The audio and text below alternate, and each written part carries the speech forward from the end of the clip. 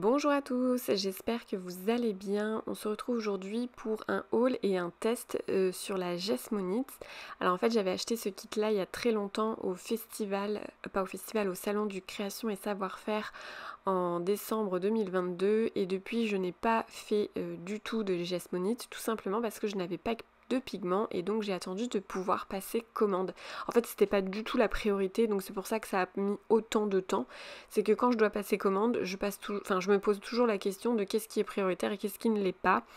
Et du coup voilà, c'était pas les pigments pour faire de la Jesmonite et m'amuser, c'était pas du tout prioritaire, j'avais d'autres priorités à chaque fois. Donc là j'ai attendu voilà août, donc rien que ça, 8 mois entre mon premier et mon deuxième achat sur le thème de la Jesmonite. Je m'excuse si vous avez attendu cette vidéo avec impatience. Donc voilà, là j'ai racheté, du coup j'en ai profité, j'ai racheté des moules, j'avais déjà un autre moule, donc vous allez le voir de toute façon dans cette vidéo là. Et voilà, j'ai racheté deux petits moules comme ça, ils disent pot à crayon et mini vase, plus mini vase que pot à crayon, parce que pot à crayon moi ça tient pas là-dedans. Et j'ai également acheté ce support à œuf, mais par contre je le testerai pas dans cette vidéo, je ferai une autre vidéo avec ce moule là. Là on va tester ces deux petits là plus le premier que j'avais déjà. Et par contre vous voyez je vous ai montré il y a les grammages sur les moules qui sont fabriqués par, vendus en tout cas par ma petite épicerie. Sauf que les deux autres, il n'y a pas cet emballage là. Bon et voilà, là je vais vous montrer du coup tous les pigments et du coup j'ai trouvé ça pas mal parce que en fait sur le packaging on voit bien que en fonction de l'intensité du dosage, eh bien on a une pigmentation qui est différente, donc on peut vraiment aller dans du bleu clair comme du bleu très foncé. Alors j'ai pris ces pigments là parce qu'ils étaient vraiment pas chers et que j'avais pas envie de dépenser énormément d'argent dans les pigments. Alors ceux-là c'est les moins chers et en fait c'est aussi pour ça d'ailleurs que ça m'a pris tant de temps, c'est qu'en fait ça c'est tout nouveau, ils l'ont sorti il n'y a pas très longtemps et en fait ils vendaient que des bouteilles très grosses de pigments dans ma petite épicerie et du coup clairement c'était 3 fois trop cher pour 50 balles, je crois que j'avais à peine 2 bouteilles de 2 couleurs ou 3 couleurs différentes, donc clairement ça me... Enfin voilà, pour juste m'amuser entre guillemets, puisque c'est juste pour me faire plaisir la Jesmonite, hein. Clairement je vais pas en faire un business, donc du coup, non quoi, non. Alors si éventuellement plus tard j'aimerais bien éventuellement proposer des ateliers parents-enfants, ça c'est vraiment les choses qui me plairaient. Donc ça je pense que ça en ferait partie, mais pour l'instant c'est pas encore tout à fait mis en place. Donc voilà, toutes les couleurs que j'ai prises, j'avoue que je me suis un petit peu fait plaisir parce que je me suis dit au cas où, voilà, si par exemple Louise ou Lisa vient chez moi, donc ce sont des petites filles qui sont en âge de faire ce genre d'activité, elles auront le choix en couleurs. Donc là j'ai préparé mon grammage, donc là je suis allée sur... j'ai pris, normalement c'est 160 grammes de poudre pour 64, je sais plus. Enfin bon bref, je vous ferai une pause sur l'écran. Et en fait, pour faire par exemple 2 couleurs, en fait, il faut diviser la somme qu'ils nous disent, la quantité de poudre par 2 et puis la quantité de liquide par 2. Et puis comme ça vous fait 2 mélanges différents. Comme ça, vous pouvez mettre 2 couleurs différentes dans chaque pot. Et puis, vous pouvez faire un effet marbré. Alors il y a plein de techniques différentes, je vais pas en parler dans cette vidéo parce que je les ai pas toutes testées. Je pense que je vous ferai d'autres vidéos sur ce sujet si jamais ça vous intéresse. En tout cas moi j'aime bien, je trouve ça hyper sympa à faire, ça change un petit peu. Et puis voilà, c'est assez rapide à faire au final. Le plus compliqué c'est les bulles. Franchement vous allez voir je galère avec les bulles. Donc là voilà je suis en train de mettre le liquide. Donc il y avait 32. Donc voilà c'était 64 du coup 64 grammes normalement pour le moule classique, hein, le moule de droite.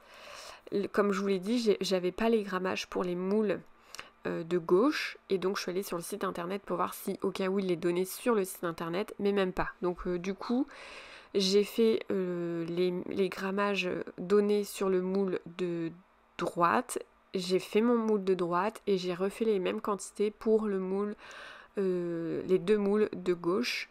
Sauf que j'ai dû en refaire parce que j'avais pas assez de quantité. Donc, et cette fois-ci, j'ai fait la moitié de la quantité qui était donnée sur le packaging. Comme ça, je me suis dit au cas où j'en fais pas trop. Donc là, vous voyez, je trempe seulement mon bâton de... Donc c'est un pic à brochette. Je pique seulement, je viens même pas mettre une goutte entière, je mets juste mon bâton, je remue un petit peu et je viens mettre de la couleur parce que moi je veux pas que ce soit trop intense, enfin pas, je veux pas que ce soit trop foncé. Et là je cherche un peu à faire du rose un peu foncé, un peu vieux rose en fait. Voilà, j'essaye de faire un peu du vieux rose. Et éventuellement, le deuxième, ce serait éventuellement si j'y arrive, mais je pense que j'en suis... C'est peut-être pas parfait, mais je suis quand même contente du résultat. Voilà, chercher à faire un rose pâle et un vieux rose. Donc du coup, j'ai mélangé du rouge et du marron.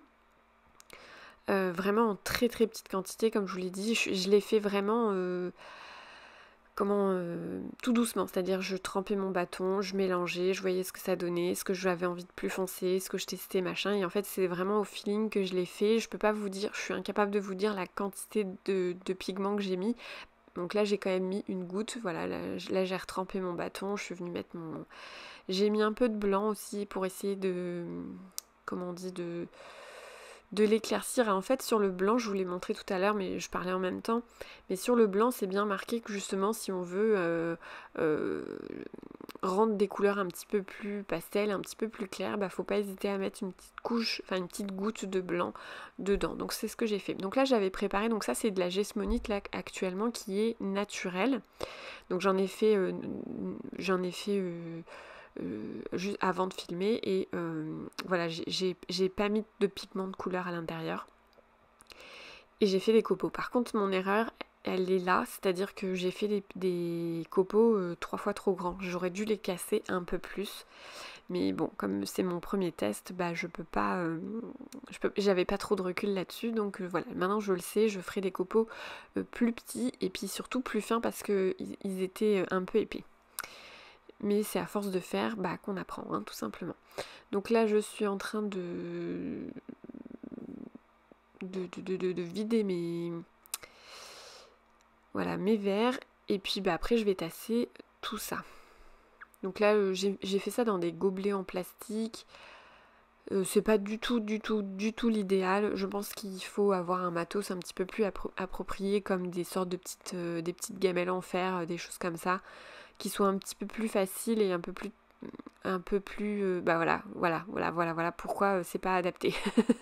Je savais que j'allais faire ça parce que quand j'ai vu le packaging, j'ai dit ok, ça c'est le genre de truc que je renverse automatiquement et ça a pas loupé.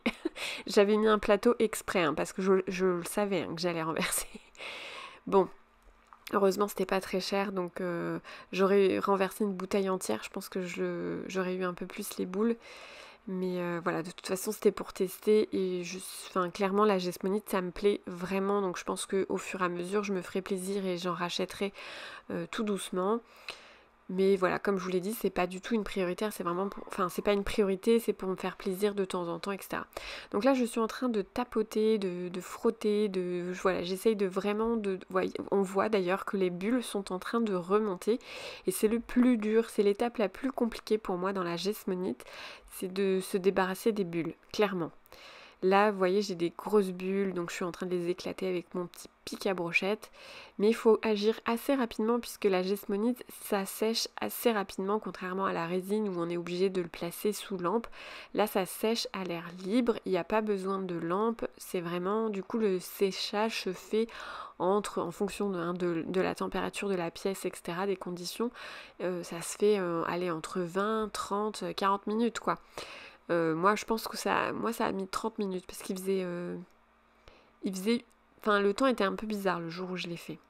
Faut dire que cet été le temps était pas très oui, le temps était bizarre, il n'y a pas d'autre mot. Donc voilà, là j'ai refait donc des mélanges, je vous ai passé les étapes parce qu'elles sont identiques, mais vous voyez les couleurs sont légèrement différentes. Là j'ai fait plutôt un rose pâle et puis j'ai juste pris la gessmonite naturelle et j'ai mis une goutte de blanc dedans. Donc c'est pas vraiment blanc, ça fait ça fait, je sais pas, un peu ivoire, un peu... oui, c'est pas du blanc pétant, mais voilà. En tout cas, j'aime quand même beaucoup le rendu des couleurs. Je pensais pas arriver du tout à ce style de résultat-là, parce que je me suis dit, ok, avec ces couleurs-là, comment on fait du rose? Et en fait, j'ai quand même réussi quand même à faire un petit rose, donc je suis très contente. Donc là, j'avais pas assez de quantité, donc là, je suis très rapidement en train d'essayer d'en faire euh, une. Oui, j'ai fait une toute petite quantité pour combler le moule qui est le mini vase. Donc ça a été très rapide. Et puis voilà. Je vous montre tous mes tests, hein, mes ratés, tout ce que j'ai fait. Voilà, je coupe pas en vous disant tout s'est bien passé, j'ai eu zéro problème. C'est parce que c'est pas le cas. J'ai dû en refaire pour l'autre. Non, j'en ai pas refait pour l'autre moule. Je vous l'ai dit hein, que j'en ai. Euh, Attends, je suis en train de réfléchir, mais non, non, non. Non, l'autre c'était la quantité qui était sur le packaging, donc c'était bon. C'est vraiment pour celui.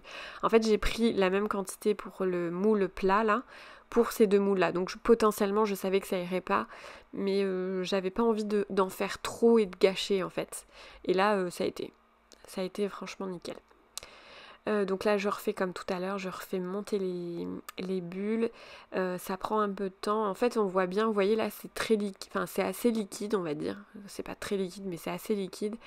Et en fait plus on tape, plus les bulles remontent et le temps passe et plus on sent le moule s'alourdir un petit peu parce que du coup ça commence à durcir et ça chauffe également. Tant que la gesmonite sèche, le moule va être un petit peu chaud. Alors c'est pas brûlant, hein, pas du tout, on arrive très bien à le prendre à la main, il n'y a aucun problème là-dessus. Mais on sent que la matière travaille, on va dire. Euh, et puis, donc là j'ai tenté un truc, c'est avec mon bâton, j'ai essayé de mélanger un petit peu pour essayer d'évacuer encore une fois les roses. Alors c'est vrai que si on veut faire un effet marbré, il faut essayer de pas trop faire ce que je suis en train de faire là. Moi, je cherchais pas forcément à faire un effet marbré, je cherchais juste à faire un effet de couleurs. Et puis surtout à retirer les bulles. Bon, voilà. Euh, Alors je m'excuse, mais j'ai oublié de vous attendre pour le démoulage du premier moule. Voilà, j'ai complètement oublié de rallumer la caméra. Donc là je suis en train de poncer mon moule.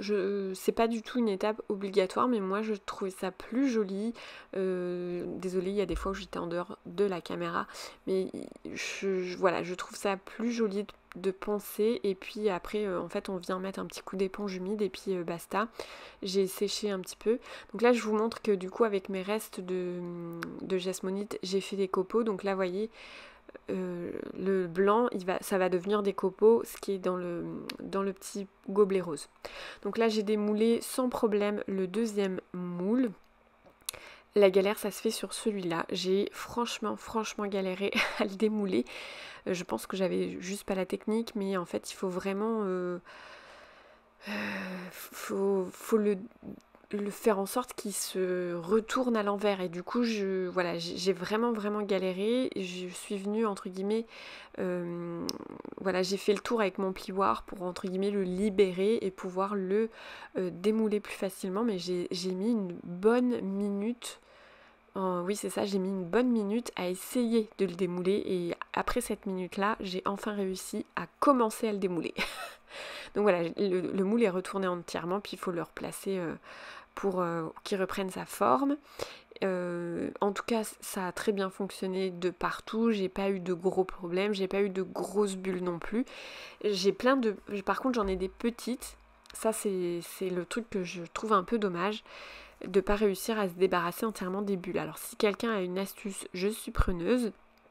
Parce que franchement, c'est le seul truc un petit peu dommage. Voilà, là par contre, ce moule-là, je pense que j'avais légèrement pas assez de matière à l'intérieur, ce qui fait que mes bords étaient pas du tout jolis.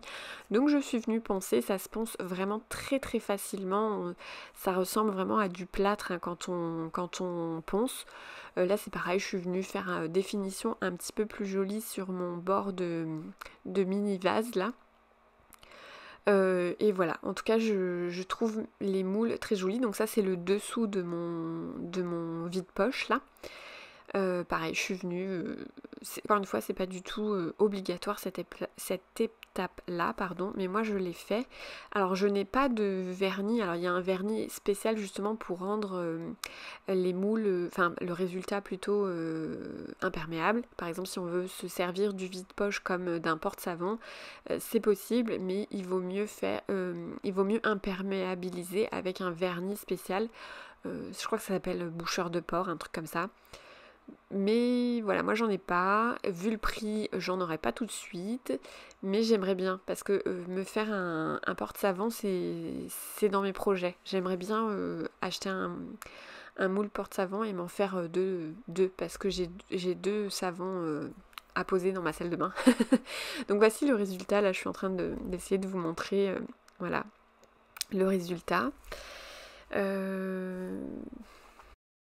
En tout cas pour une première, moi je suis très très très contente, j'aime beaucoup les résultats, c'est pas du tout uniforme donc je trouve ça très joli, ça fait un petit effet un petit peu marbré mais pas... Ouais, ça fait pas marbré mais marbre.